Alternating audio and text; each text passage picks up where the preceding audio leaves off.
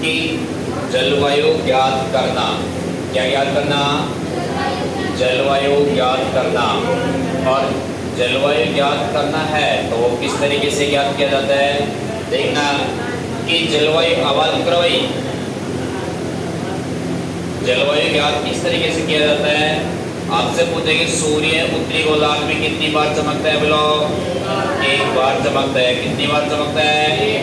एक बार। वो कब चमकता है? बोलो। 21 जून को। और 21 जून को सूर्य चमकता है किस गोलार्ध में चमकता है? उत्तरी गोलार्ध में। नेक्स्ट है कि आपसे पूछेंगे भूमध्य रेखा पे सूर्य कितनी बार चमकता है? बोलो। 2 बार चमकता है। तो 23 सितंबर, दूसरी बार है 21 मार्च। कब चमकता है? बोलो। 21 मार्च को। और 21 मार्च को सूर्य चमकता है कौन सी रेखा पे? कौन सी रेखा पे? 21 मार्च को चमकता है भूमध्य रेखा को। और 23 सितंबर को भी कौन सी रेखा पे चमकता है? बोलो। नेक्स्ट है कि आपसे पूछे कि दक्षिणी गोलार्ध में सूर्य कितनी बार चमकता है? बोलो। कितनी बार चमकता है? एक बार चमकता है। वो कब चमकता है? बोलो। 22 दिसंबर को। और 22 दिसंबर को सूर्य चमकता है कौन से गोलार्ध में चमकता है? बोलो। नेक्स्ट आपसे पूछे कि 21 जून को जब सूर्य चमकता है तो ये स्थिति क्या कहलाती है? बोलो। करक संक्रांति। क्या कहलाती है? करक संक्रांति कहलाती है, क्योंकि इस दिन सूर्य किस राशि में प्रवेश कर जाता है? बोलो। करक राशि में प्रवेश करता है। और इसी को ज्योग्राफी में क्या कहते हैं? करक अयनांक कहते हैं। क्या कहते हैं? करक अयनांक कहते हैं। नेक्स्ट है कि 23 सितंबर के दिन की स्थिति को क्या कहते हैं? शरद विषुवत कहते हैं। क्या कहते हैं? शरद विषुवत कहते हैं। और शरद विषुवत क्यों कहते हैं? क्योंकि 23 सितंबर के दिन सूर्य सीधा भूमध्य रेखा पे चमकता है। कौन सी रेखा पे चमकता है? बोला। भूमध्य रेखा। और भूमध्य रेखा का दूसरा क्या नाम है? 0 डिग्री अक्षांश। क्या नाम है? 0 डिग्री अक्षांश। इसी का क्या नाम है? बोलो। विषुवत रेखा। इसी का नाम क्या है? बोलो। Equator line. इसी का क्या नाम है? बोलो। Equator line. नेक्स्ट है कि 23 सितंबर के बाद में सर्दी का आगमन माना जाता है, तो इस वजह से इसके आगे क्या लगा? शरद। और कौन सी रेखा पे चमक रहा है सूर्य? विषुवत रेखा पे। तो क्या नाम रखा गया? शरद विषुवत नाम रखा गया। नेक्स्ट है कि आपसे पूछे कि 22 दिसंबर को जब सूर्य चमकता है तो इस स्थिति को किस नाम से जाना जाता है? मकर संक्रांति। किस नाम से? मकर संक्रांति। मकर संक्रांति के नाम से क्यों जाना जाता है? बोलो। क्योंकि इस दिन सूर्य किस राशि में प्रवेश कर जाता है? मकर राशि में प्रवेश कर जाता है, तो इसे किस नाम से जाना जाता है? मकर संक्रांति। और इसे भूगोल में किस नाम से जाना जाता है? मकर अयनांक के नाम से जाना जाता है। किस नाम से? मकर अयनांक के नाम से जाना जाता है। नेक्स्ट है कि 21 मार्च के दिन सूर्य सीधा चमकता है कौन सी रेखा पे? बोलो। कौन सी रेखा पे? भूमध्य रेखा पे। तो इस दिन की स्थिति कहलाती है बसंत विषुवत। क्या कहलाती है? बसंत विषुवत कहलाती है। और बसंत विषुवत कहलाती है तो बसंत विषुवत क्यों कहते हैं? क्योंकि बसंत ऋतु का आगमन माना जाता है 21 मार्च के बाद। और इसी वजह से इसके आगे क्या लगा? बसंत। और कौन सी रेखा पे चमक रहा है सूर्य सीधा? बोलो। विषुवत रेखा पे। तो बसंत विषुवत कहलाया। और नेक्स्ट है कि करक संक्रांति कहलाती है 21 जून की स्थिति। इसी को कहते हैं भूगोल के कहते हैं करक अयनांक कहते हैं। अब देखो यहाँ तक तो अपन ने समझ लिया ये कौन सी रेखा है? बोलो। करक रेखा। कौन सी रेखा है? करक रेखा। ये कौन सी रेखा है? मकर रेखा। आपसे पूछेगी करक रेखा किस गोलार्ध में स्थित है? बोलो। उत्तरी गोलार्ध में। कितने डिग्री एंगल पे है? बोलो।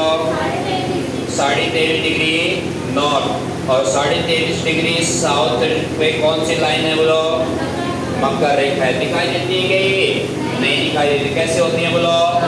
काल्पनिक रेखाएं होती हैं। अब देखो कि अपन को देखना है कि भाई राजस्थान की स्थिति क्या है, भारत की स्थिति क्या है। और अपन पढ़ क्या रहे हैं? भारत का भूगोल। तो भारत कौन सी रेखा पे स्थित है? आपसे पूछे तो कौन सी रेखा पे स्थित है? बोलो। कर्क रेखा पे, कौन सी रेखा पे? कर्क रेखा पे स्थित है। और कर्क रेखा पे स्थित है भारत है। तो भारत से कितने राज्य, भारत के कितने राज्य कर्क रेखा पे स्थित हैं? कितने राज्य? 8 राज्य। और 8 राज्य हैं तो कौन कौन से हैं? देखो एक ट्रिक है अपनी छोटे से, उसका नाम है गुरु मच्छंदर है। गुरु मच्छंदर है।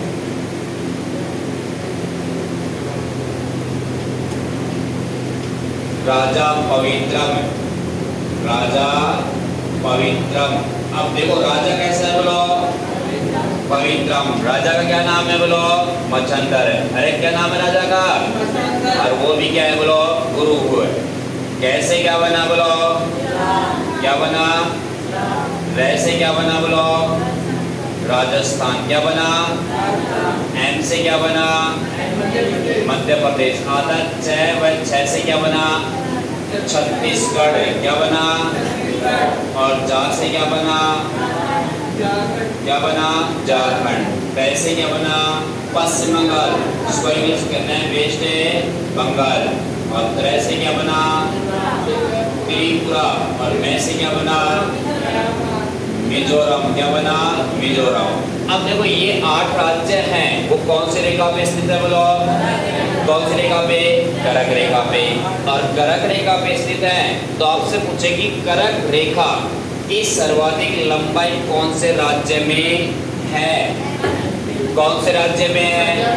मध्य प्रदेश में। और इसकी सर्वाधिक लंबाई है कर्क रेखा की मध्य प्रदेश में कितनी किलोमीटर है?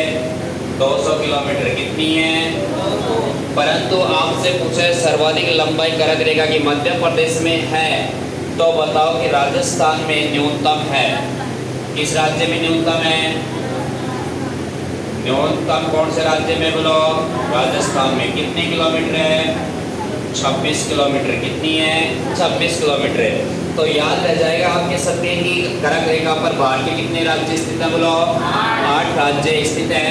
और 8 राज्य कौन कौन से हैं? गुरु मच्छंदर राजा। अरे गुरु मच्छंदर राजा, गुरु मच्छंदर राजा बोलते क्यों नहीं हो तुम्हें? फिर कहो मुझे याद ही नहीं है। गुरु मच्छंदर राजा। तो इसमें अपने कुल कितने राज्य हैं बोलो? कैसे क्या बना? वैसे, मैं से, आदत से, जा से, पैसे, तरह से और मैं से। तो ये 8 राज्य। सर्वाधिक लंबाई कौन से राज्य में कर्क रेखा की? और न्यूनतम लंबाई राजस्थान में है। अब देखना है कि अपन को कि सूर्य उत्तरी गोलार्ध में कब चमकता है, बड़ा दिन कब होता है, छोटी रात कब होती है। और जलवायु देखनी है कि सम जलवायु कब होती है, अति आर्द्र जलवायु कब होती है, अति शुष्क जलवायु कब होती है। ये एक्टिविटी देखनी है अपन को कि सूर्य से। और आपसे पूछे कि जलवायु ज्ञात की जाती है किन रेखाओं से ज्ञात की जाती है बोलो? किन रेखाओं से ज्ञात की जाती है? अक्षांश रेखाएं आडी होती हैं या क्षैतिज होती है? दोनों ही होती हैं। आडी को हिंदी क्या कहते हैं? क्षैतिज कहते हैं। क्षैतिज को क्या कहते हैं? आडी। नेक्स्ट है कि आपसे पूछे कि देशांतर रेखाएं कैसे होती हैं? खड़ी होती है या ऊर्ध्वाधर होती है। आपसे पूछे कि कुल अक्षांश कितने हैं? कितने हैं? और कुल अक्षांश रेखाएं कितनी हैं? कितनी रेखाएं हैं बोलो? और कुल अक्षांश पूछे तो? नेक्स्ट है कि 2 अक्षांश रेखाओं की मध्य की दूरी पूछे तो? कितने किलोमीटर है? जो प्रत्येक स्थान पर क्या रहती है? समान रहती है। नेक्स्ट है कि इस दूरी को किस नाम से जाना जाता है? कटिबंध या कटिबंध या जॉन के नाम से जाना जाता है। नेक्स्ट है कि सूर्य एक स्थान से दूसरे स्थान पर क्रॉस करेगा, मतलब एक अक्षांश रेखा से दूसरी अक्षांश रेखा को क्रॉस करेगा तो कितना मिनट का समय लेता है बोला? 7 मिनट का समय लेता है। नेक्स्ट है कि अक्षांश व देशांतर रेखा उसे बना जाल को क्या कहते हैं बोलो? ग्रिड कहते हैं। क्या कहते हैं बोलो? ग्रिड कहते हैं। अब देखो कि इस समय कौन सा महीना है? अगस्त का महीना। कौन सा महीना? अगस्त का। कितने अगस्त हो गया आज? 31 अगस्त होगी क्या? 25 अगस्त। कितनी अगस्त है? अगला महीना कौन सा आएगा? सितंबर मंथ आएगा। सितंबर मंथ है तो देखो ये भी सितंबर मंथ है ना, और सितंबर मंथ में कितनी तारीख है बोलो? 23 तारीख है। और 23 तारीख है तो 23 तारीख को सूर्य किस रेखा पे चमकता है बोलो? कौन सी रेखा पे? भूमध्य रेखा का ही दूसरा क्या नाम है? 0 डिग्री। इसी का अगला क्या नाम है? विषुवत रेखा। विषुवत रेखा पे सूर्य कितनी बार चमकता है बोलो? 2 बार। कितनी बार है? 23 सितंबर और है। नेक्स्ट है कि 23 सितंबर के दिन सूर्य भूमध्य रेखा पे सीधा चमकता है। इस दिन की स्थिति क्या कहलाती है? शरद विषुवत कहलाती है। परंतु देखो कि 23 सितंबर के दिन की जलवायु, और जलवायु भी कहाँ की? भारत की। क्योंकि अपन पढ़ क्या रहे हैं? भारत का भूगोल। और भारत की जलवायु यानी कि 23 सितंबर के दिन क्या रहेगी? जलवायु कैसे रहेगी? सम जलवायु रहेगी। क्या जलवायु रहेगी? सम जलवायु या समान जलवायु रहेगी। क्योंकि देखो 23 सितंबर की स्थिति को माइंड में रखते हुए सोचो कि सितंबर मंथ में सर्दी रहती है क्या? रहती है क्या? गर्मी रहती है और वर्षा होती है। अरे कहाँ होती है? नॉर्मल रहती है, बिल्कुल है। और जलवायु कैसी रही? बिल्कुल है सम है। सम का मतलब वही समान। तो जलवायु कैसी रहती है बोलो? 23 सितंबर के दिन सम जलवायु रहती है। कब रहती है? 23 सितंबर के दिन। नेक्स्ट है कि इस दिन भारत में, किस दिन है? 23 सितंबर के दिन भारत में दिन व रात की अवधि, दिन व रात की अवधि, दिन व रात की अवधि पूछे तो कैसी रहती है बोलो? समान रहती है। कैसी रहती है? समान रहती है। 12 घंटे का दिन है तो 12 घंटे की क्या रहेगी? 12 घंटे की क्या रहेगी? रात रहेगी। और 12 घंटे की रात रहेगी तो कब रहेगी बोलो? 23 सितंबर दिन। और 23 सितंबर दिन भारत में 12 घंटे की रात और 12 घंटे की क्या रहेगी? दिन रहेगा। वो कब रहेगा बोलो? 23 सितंबर दिन है। क्योंकि देखो इस रेखा का नाम विषुवत रेखा क्यों रखा गया पता है? क्योंकि विश्व यानी कि वर्ष भर इस रेखा पर दिन व रात की अवधि क्या रहती है? समान रहती है। और समान रहती है तो 12 घंटे का दिन तो 12 घंटे की क्या रहती है बोलो? रात रहती है। तो इस वजह से इस रेखा का क्या नाम रखा गया? विषुवत रेखा रखा गया। और विषुवत रेखा रखा गया है तो वर्ष भर इस रेखा पर दिन व रात की अवधि केवल इस रेखा पर, कौन सी रेखा पर है? भूमध्य रेखा या 0 डिग्री अक्षांश या अशोक अक्षांश रेखा या डोल्ट्रम रेखा पर दिन व रात की अवधि वर्ष भर यानी 12 महीने तक कितने घंटे की रात रहेगी बोलो? 12 घंटे का दिन और 12 घंटे की रात रहेगी। और नेक्स्ट है कि आपसे पूछे कि 23 सितंबर के दिन भारत में दिन व रात की अवधि कैसी रहेगी बोलो? समान रहेगी। और दिन व रात की अवधि समान रहेगी तो 12 घंटे का दिन तो 12 घंटे की रात रहेगी। नेक्स्ट है इसके बाद में कि सूर्य कहाँ पहुंच जाएगा बोलो? दक्षिणी गोलार्ध में। दक्षिणी गोलार्ध में भी 22 दिसंबर को किस रेखा पे बोलो? मकर रेखा पे। और लगभग 23 सितंबर के बाद 3 महीने, लगभग 3 महीने बाद कौन सी रेखा पे चमकता है सूर्य? मकर रेखा पे। 23 सितंबर से 22 दिसंबर को सूर्य गति किया तो इस गति को क्या कहते हैं? दक्षिणायन होना। क्या कहलाती है? दक्षिणायन होना।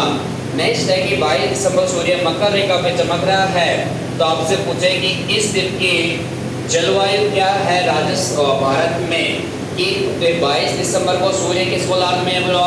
दक्षिणी गोलार्ध में। और दक्षिणी गोलार्ध में सूर्य है तो 22 दिसंबर के दिन भारत में जलवायु कैसी रहेगी? जलवायु अति शीत जलवायु कैसी रहेगी बोलो? अति शीत जलवायु रहती है। सर्दी रहती है ना इस समय 22 दिसंबर के दिन भारत में? अरे सर्दी रहती है ना 22 दिसंबर के? हाँ भारत में। हाँ रहती है बोलो? भारत में। कब रहती है? 22 दिसंबर को। नेक्स्ट है कि आपसे पूछे कि 22 दिसंबर के दिन की अवधि पूछे तो छोटी यानी कि कम है। दिन की अवधि कम है और रात की अवधि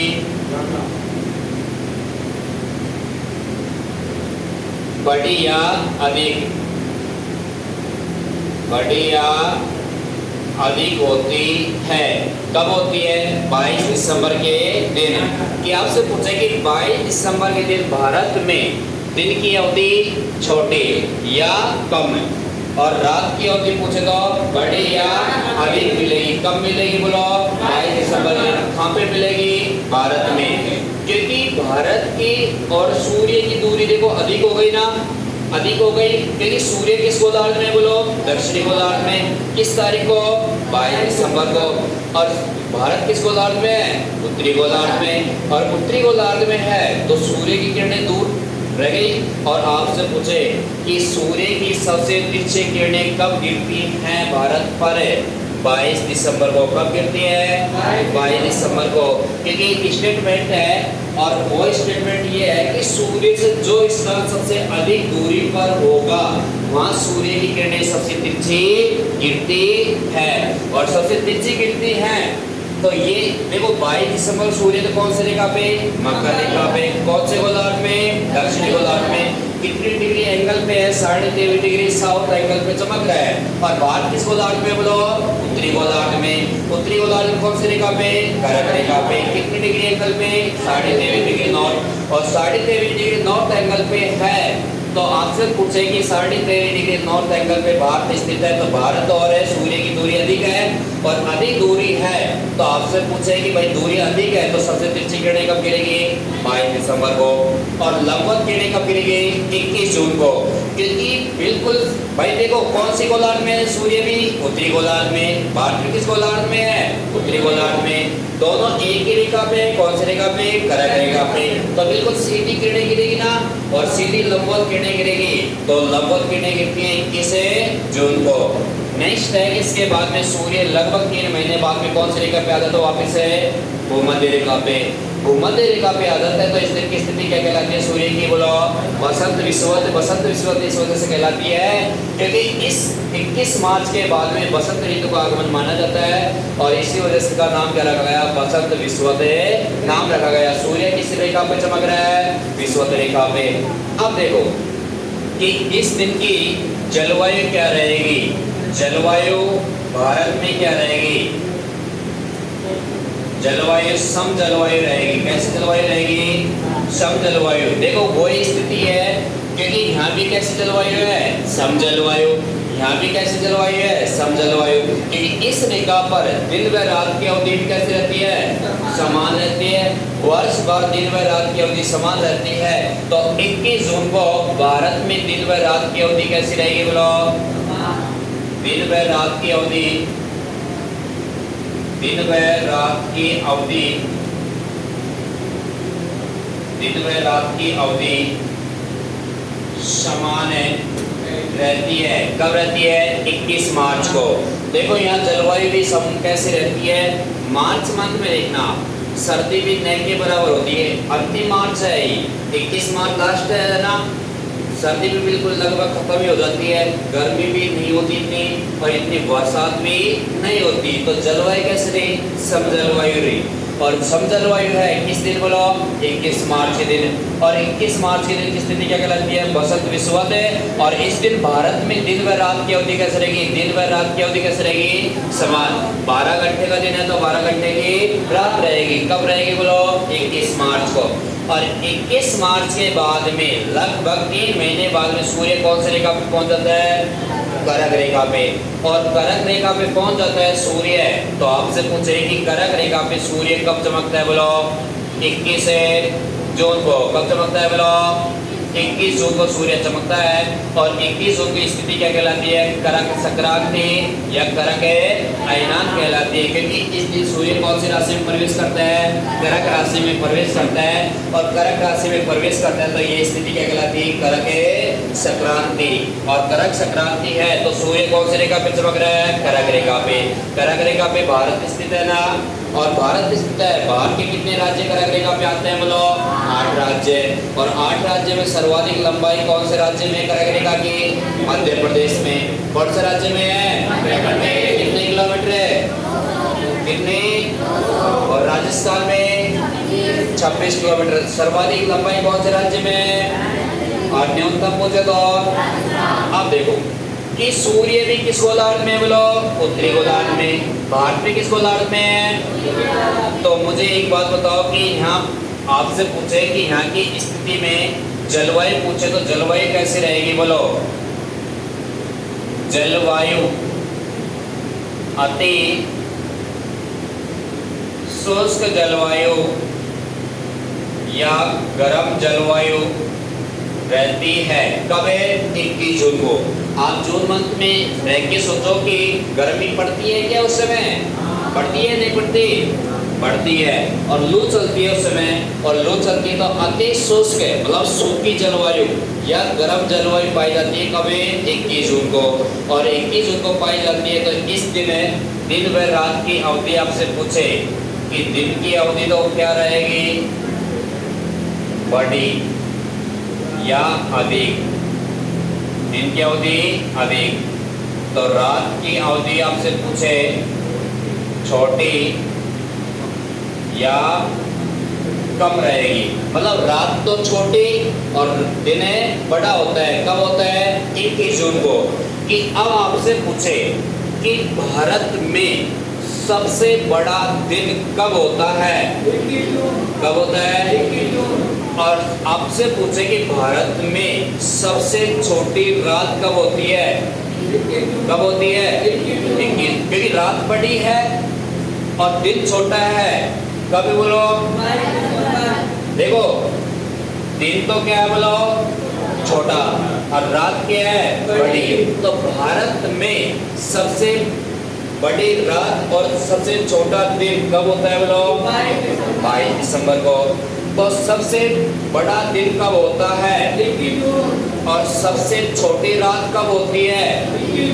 सबसे बड़ी रात कब होती है? और सबसे छोटा दिन कब होता है? दिन व रात दोनों बराबर होते हैं। 21 मार्च और 23 सितंबर। 21 मार्च और और आपसे पूछे कि भारत पर लंबवत किरणें कब गिरेगी बोलो?